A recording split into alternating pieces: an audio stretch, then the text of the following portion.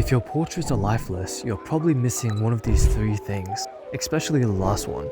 This video contains the knowledge you need to know to level up to the advanced level. First is a concept that every single artist should understand, and yet many aren't taught. This is edge hierarchy. You can treat edges like a ranking system. Professional artists will often include a distribution of these 4 types of edges, and the distribution of these will depend on your style. For this portrait, we can see roughly 20% razor sharp, 35% firm, 35% soft, and 10% lost.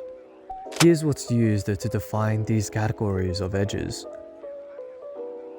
A deliberate mix guides the viewer's focus better than a blanket blend everything.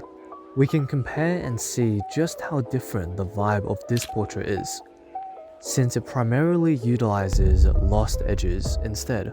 Next is a big mistake that beginners make, and is one of the primary things that separates beginner artists and advanced artists. Beginners simply grab a brighter version of their base skin tone or hair or whatever and call it a day. But that's just a recipe for bland looking everything. You don't want your skin or anything to exist in a vacuum, because in real life every environment has a hue, and that hue should tint your portrait. We can see just how much better this portrait looks after adding some of the scene's ambient lighting, done only with the brushes I've shared in the description. Lastly, one of the most crucial components that artists skip: controlled texture. Portraits and human skin has micro chaos, freckles, pores, faint discoloration, but you'll miss all of that if you just airbrush everything.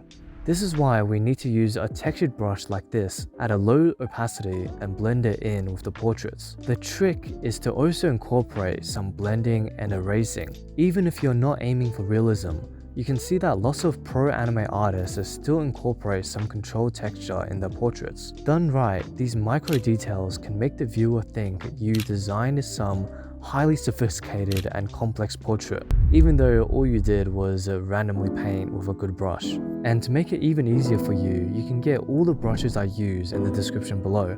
Share this video with a friend and hit the like and subscribe if you want to see more videos like this.